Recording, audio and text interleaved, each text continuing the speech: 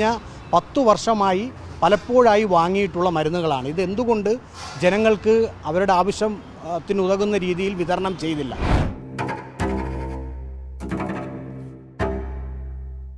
ഇതെന്തിനു വേണ്ടി വാങ്ങി? ഇത് കമ്മീഷൻ അടിച്ചെടുക്കുവാൻ വേണ്ടി വാങ്ങിയതാണോ എന്നുള്ളത് കൃത്യമായി അന്വേഷിക്കുവാൻ വേണ്ടിയിട്ടൊരു പ്രത്യേക സമിതിയെ തന്നെ രൂപീകരിക്കാൻ ആരോഗ്യമന്ത്രി ഉത്തരവിട്ടിട്ടുണ്ട്.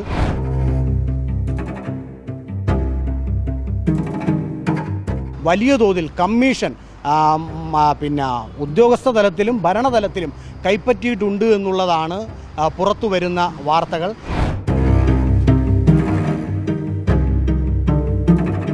കോടിക്കണക്കിന് വില വരുന്ന കേന്ദ്ര സർക്കാർ ഉൾപ്പെടെ, അതായത് കഴിഞ്ഞ കോവിഡ് കാലത്ത് കേന്ദ്ര സർക്കാർ ഉൾപ്പെടെ നൽകിയിട്ടുള്ള കോടികൾ വില വരുന്ന മെഷീനുകളാണ് പല ഹോസ്പിറ്റലുകളിൽ കെട്ടിക്കിടക്കുന്നത്.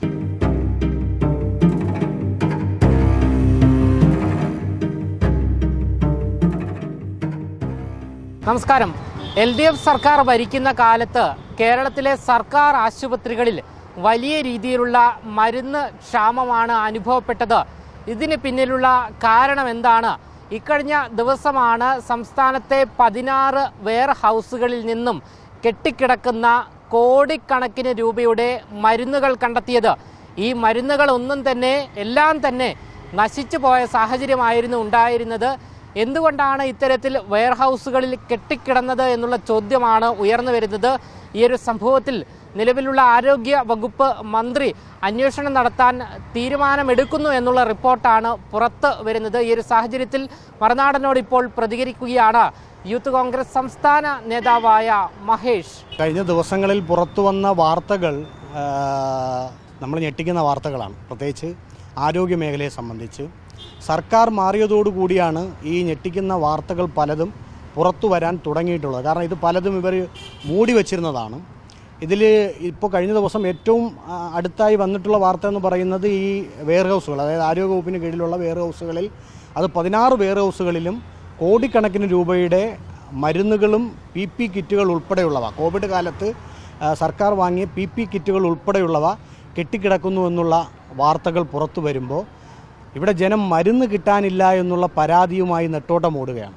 ഇവിടെ സർക്കാർ കൂടുതൽ പൈസ മുടക്കി ജനങ്ങൾക്ക് ആവശ്യമായിട്ട് മരുന്ന് വാങ്ങാനുള്ള നടപടികൾ സ്വീകരിക്കാൻ മുൻകൈ എടുക്കുമ്പോഴാണ് ഈ തരത്തിൽ മരുന്നുകൾ ഗോഡൗണുകളിൽ കെട്ടിക്കിടക്കുന്നു എന്ന് പറയുന്ന വാർത്തകൾ വരുന്നത്. ഇത് കഴിഞ്ഞ 10 വർഷമായി പലപ്പോഴായി വാങ്ങിയിട്ടുള്ള മരുന്നുകളാണ്. ഇതെന്തുകൊണ്ട് ജനങ്ങൾക്ക് അവരുടെ ആവശ്യത്തിനുതകുന്ന രീതിയിൽ വിതരണം ചെയ്തില്ല? എന്തുകൊണ്ട് ഇത് കെട്ടിക്കിടക്കുന്നു? ഇത് വാങ്ങിയതിൽ എന്തൊക്കെ അഴിമതികളുണ്ട് എന്നുള്ളത് അന്വേഷിക്കും എന്നാണിപ്പോൾ ആരോഗ്യമന്ത്രി പറഞ്ഞിട്ടുള്ളത്. എന്തായാലും 1-2 രൂപയുടേതല്ല, കോടിക്കണക്കിന് രൂപയുടേതാണ് എന്നാണ് മനസ്സിലാക്കുന്നത്. മുൻപ് ഈ കോവിഡ് കാലത്ത് ഉൾപ്പെടെ ഈ PP കിറ്റുമായി ബന്ധപ്പെട്ടുള്ള വിവാദങ്ങളെല്ലാം തന്നെ നിലനിരുന്നു. അതായത് ശൈലജ ടീച്ചർ ആരോഗ്യമന്ത്രിയായിരുന്ന സമയത്തുൾപ്പെടെ. അപ്പോൾ അവരിലേക്ക് ഉൾപ്പെടെ അന്വേഷണം നീങ്ങുമോ എന്നുള്ളതാണ്? ഇല്ല, തീർച്ചയായിട്ടും. ഇന്നിപ്പോൾ നമ്മൾ ആരോഗ്യമന്ത്രി പ്രഖ്യാപിച്ചിട്ടുള്ള അന്വേഷണം എന്ന് പറയുന്നത് ഗോഡൗണുകളിൽ മരുന്നുകൾ കെട്ടിക്കിടക്കുന്നതാണ്. നിങ്ങളൊന്ന് പരിശോധിച്ച് നോക്കൂ. ഒരു 2-3 ആഴ്ചയ്ക്ക് മുന്നേ ആരോഗ്യമന്ത്രി മറ്റൊരു അന്വേഷണം പ്രഖ്യാപിച്ചിട്ടുണ്ട്. അതായത് അദ്ദേഹം വയനാട് മെഡിക്കൽ കോളേജ് സന്ദർശിച്ച സമയത്ത് അവിടെ ആരോഗ്യ വകുപ്പിന് കീഴിൽ വാങ്ങിയ ഉപകരണങ്ങൾ, പുതിയ ഉപകരണങ്ങൾ ഉപയോഗിക്കാതെ കെട്ടിക്കിടക്കുകയാണ്. പല ഹോസ്പിറ്റലുകളിലും ഉപകരണങ്ങൾ വാങ്ങിയിട്ട് അത് ഉപയോഗിക്കാതെ കെട്ടിക്കിടക്കുന്ന സാഹചര്യം. ഇതെന്തിനു വേണ്ടി വാങ്ങി? ഇത് കമ്മീഷൻ അടിച്ചെടുക്കുവാൻ വേണ്ടി വാങ്ങിയതാണോ എന്നുള്ളത് കൃത്യമായി അന്വേഷിക്കുവാൻ വേണ്ടിയിട്ടൊരു പ്രത്യേക സമിതിയെ തന്നെ രൂപീകരിക്കാൻ ആരോഗ്യമന്ത്രി ഉത്തരവിട്ടിട്ടുണ്ട്. ആ സമിതി അന്വേഷണം നടത്തി 2 ആഴ്ചയ്ക്കുള്ളിൽ റിപ്പോർട്ട് നൽകണമെന്ന് പറഞ്ഞു. അപ്പോഴാണ് ഇപ്പോൾ മരുന്നുകൾ കെട്ടിക്കിടക്കുന്ന വാർത്തകൾ പുറത്തു വരുന്നത്. നമുക്കറിയാം, കോവിഡ് കാലത്ത് വളരെ വില കൂട്ടിയ PP കിറ്റുകൾ ഉൾപ്പെടെ വാങ്ങിച്ചു സർക്കാർ വാങ്ങിയെന്നുള്ള വാർത്തകൾ പുറത്തു വന്നിരുന്നു. അതിൽ തന്നെ വലിയ അഴിമതി ആരോപണം അന്നത്തെ പ്രതിപക്ഷം ഉൾപ്പെടെ ഉന്നയിച്ചതാണ്. അതെല്ലാം യാഥാർത്ഥ്യമാണ് എന്നുള്ളത് ഇപ്പോൾ പുറത്തു വരികയാണ്. ഈ മരുന്നുകളായാലും അല്ലെങ്കിൽ PP കിറ്റുകളായാലും വാങ്ങിയ കമ്പനി ഏതാണ് എന്ന് പരിശോധിച്ചാൽ അത് മുൻ മുഖ്യമന്ത്രി ശ്രീ പിണറായി വിജയൻ്റെ മകൾ നേതൃത്വം കൊടുക്കുന്ന കമ്പനിയിൽ നിന്നാണ് ഈ PP കിറ്റുകൾ ഉൾപ്പെടെയുള്ളവ സർക്കാർ വാങ്ങിയിട്ടുള്ളത് എന്നുള്ള വാർത്തകൾ പുറത്തു വരുന്നുണ്ട്. ഇപ്പോൾ 1ാം പിണറായി വിജയൻ സർക്കാരിൻ്റെ കാലത്ത് വലിയ മേന്മയോടെ പറഞ്ഞതായിരുന്നു ആരോഗ്യം നമ്പർ 1 ആണ് എന്നുള്ളത്. പക്ഷേ ആ നമ്പർ 1 ആരോഗ്യ വകുപ്പിൽ ഈ തരത്തിലുള്ള PP കിറ്റുകൾ ഉൾപ്പെടെയുള്ളവ വാങ്ങുന്നതിൽ വലിയ അഴിമതി നടന്നിട്ടുണ്ട്. അതോടൊപ്പം തന്നെ രണ്ടാം പിണറായി വിജയൻ സർക്കാരിൽ ആരോഗ്യമന്ത്രിയായിരുന്ന വീണ ജോർജിൻ്റെ കാലഘട്ടത്തിലും ഈ തരത്തിൽ ഉപകരണങ്ങളും മരുന്നുകളും വാങ്ങുന്നതിൽ വലിയ ക്രമക്കേടുകൾ നടന്നിട്ടുണ്ട്. ഇതിൽ വലിയ തോതിൽ കമ്മീഷൻ ഉദ്യോഗസ്ഥ തലത്തിലും ഭരണതലത്തിലും കൈപ്പറ്റിയിട്ടുണ്ട് എന്നുള്ളതാണ് പുറത്തു വരുന്ന വാർത്തകൾ. അത് കൃത്യമായ അന്വേഷണത്തിലൂടെ ഇപ്പോൾ നിലവിലുള്ള സർക്കാർ പുറത്തു കൊണ്ടുവരും എന്ന് തന്നെയാണ് പറയാനുള്ളത്. ബ്ലീച്ചിങ് പൗഡറുമായി ബന്ധപ്പെട്ട് അതെ, 1,72,00,000 രൂപയുടെ ബ്ലീച്ചിങ് പൗഡർ, അതും കൃത്യമായ മാനദണ്ഡം പാലിക്കാതെ അതിൻ്റെ ഗുണനിലവാരം പരിശോധിക്കാതെ വാങ്ങിച്ച് കൂട്ടിയിട്ടിരിക്കുന്നു എന്നുള്ള വാർത്തയും കഴിഞ്ഞ ദിവസം പുറത്തു വന്നു. അതിന്മേലും ആരോഗ്യവകുപ്പ് മന്ത്രി അന്വേഷണം പ്രഖ്യാപിച്ചാണ്. ഈ തരത്തിൽ പൂർണ്ണമായും കഴിഞ്ഞ 10 വർഷം കൊണ്ട് ആരോഗ്യ മേഖലയെ ആകെ അഴിമതിയും കെടുകാര്യസ്ഥയും നിറഞ്ഞ ഒരു വകുപ്പാക്കി മാറ്റി ആരോഗ്യവകുപ്പിനെ. ഇപ്പോൾ പുതിയ ആരോഗ്യവകുപ്പ് മന്ത്രി ഏറെ പ്രിയപ്പെട്ട ബഹുമാനപ്പെട്ട ശ്രീ കെ മുരളീധരൻ, അദ്ദേഹം കൃത്യമായി ആരോഗ്യവകുപ്പിൻ്റെ ചാർജ് ഏറ്റെടുത്തത് മുതൽ, മന്ത്രിയായത് മുതൽ അങ്ങോട്ട് ആ വകുപ്പിനെ ഏതൊക്കെ തരത്തിൽ ജനങ്ങൾക്ക് ഉപകാരപ്രദമാക്കാമെന്നുള്ള പ്രവർത്തനവുമായി മുന്നോട്ട് പോകണം. നമുക്കറിയാം, കഴിഞ്ഞ ദിവസം അദ്ദേഹം വിവിധ മെഡിക്കൽ കോളേജുകൾ സന്ദർശിച്ചു. അവിടെ രോഗികൾ തറയിൽ കിടക്കുന്ന സാഹചര്യം ഒഴിവാക്കുവാൻ വേണ്ടിയിട്ടുള്ള നടപടികൾ സ്വീകരിച്ചു. ഒരു രോഗിയും തറയിൽ കിടക്കാൻ പാടില്ല എന്നുള്ള നിർദ്ദേശം മെഡിക്കൽ കോളേജുകൾക്ക് നൽകി. അദ്ദേഹം പറഞ്ഞൊരു വാക്കുണ്ട്, അതായത് അവരുടെ അവകാശമാണ്, അതായത് ഒരു രോഗിയുടെ അവകാശമാണ് ആശുപത്രിയിൽ കിടക്കേണ്ട ബെഡും അതോടൊപ്പം തന്നെ മരുന്നും ഉൾപ്പെടെയുള്ള കാര്യങ്ങൾ. അപ്പോൾ അത് അവരുടെ അവകാശമാണെന്നിരിക്കെ അത് അവർക്ക് നിഷേധിക്കുന്നത് വലിയ കുറ്റകരമാണ്. അവിടെയാണ് ഈ തരത്തിൽ മരുന്നുകൾ ഗോഡൗണുകളിൽ കെട്ടിക്കിടക്കുന്ന സാഹചര്യം. ഇത് കൃത്യമായ അന്വേഷണം നടത്തണം. അത് ഇപ്പോഴത്തെ സർക്കാർ നടത്തുമെന്നുള്ള പ്രഖ്യാപനം വന്നിട്ടുണ്ട്.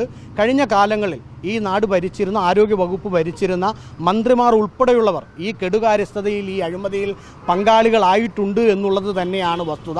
അത് കൃത്യമായ അന്വേഷണത്തിലൂടെ പുറത്തു വരണം, അത് ജനങ്ങളിലേക്ക് എത്തിക്കണമെന്നുള്ളതാണ്. ഈ നിരവധി ശസ്ത്രക്രിയാ ഉപകരണങ്ങൾ ഉൾപ്പെടെ വാങ്ങി വെച്ചിട്ടുണ്ട് എന്ന് പറയുന്നു. മുൻപ് വാർത്തകളിലെല്ലാം തന്നെ ഇടം പിടിച്ചതാണ് ഈ തിരുവനന്തപുരം മെഡിക്കൽ കോളേജിൽ ഈ ശസ്ത്രക്രിയാ ഉപകരണങ്ങൾ കേടായി ഒരു വശത്ത് കിടക്കുന്നു.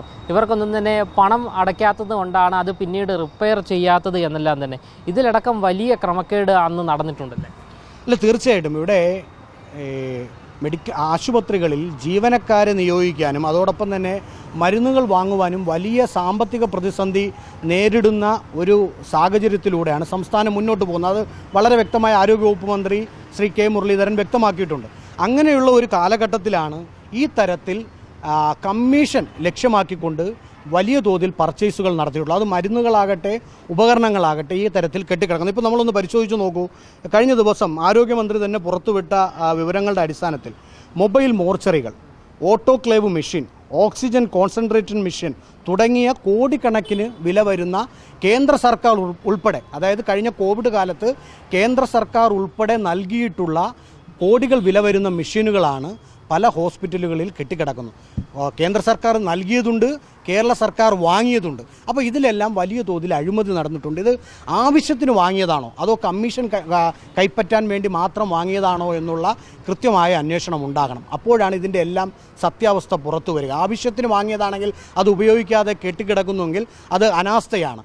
അനാവശ്യത്തിന് വാങ്ങി കമ്മീഷൻ കൈപ്പറ്റാനാണെങ്കിൽ അത് അഴിമതിയാണ്. അപ്പോൾ ഇത് രണ്ടും കൃത്യമായ അന്വേഷണത്തിലൂടെ പുറത്തു വരണം.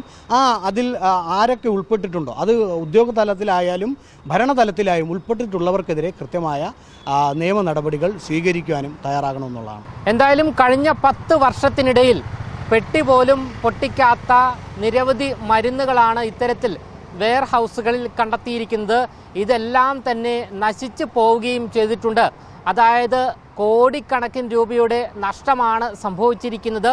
ഇതേ സമയം തന്നെയാണ് ഇക്കഴിഞ്ഞ 10 വർഷത്തിനിടയിൽ വലിയ രീതിയിലുള്ള മരുന്ന് ക്ഷാമവും നമ്മുടെ സംസ്ഥാനത്ത് അനുഭവപ്പെട്ടത്.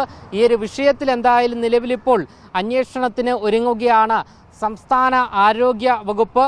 10 വർഷത്തെ ഇടപാടുകളെല്ലാം തന്നെ എന്തായാലും അന്വേഷണ വിധേയമാകും എന്നുള്ള കാര്യത്തിൽ ഉറപ്പ് തന്നെയാണ്. അന്നത്തെ ആരോഗ്യമന്ത്രിയായ, അതായത് പിണറായി വിജയൻ സർക്കാരിൻ്റെ ആദ്യ ആരോഗ്യ മന്ത്രിയായ KK ശൈലജയും അതുകൂടാതെ രണ്ടാം പിണറായി സർക്കാരിലെ ആരോഗ്യമന്ത്രിയായ വീണ ജോർജ് ഉൾപ്പെടെ ഈ ഒരു അന്വേഷണ പരിധിയിൽ പെടുമെന്നാണ് നമുക്ക് വ്യക്തമാകുന്നത്. ക്യാമറമാൻ ആഷിക്കിനൊപ്പം അമൽ രുദ്ര, മറുനാടൻ മലയാളി, തിരുവനന്തപുരം.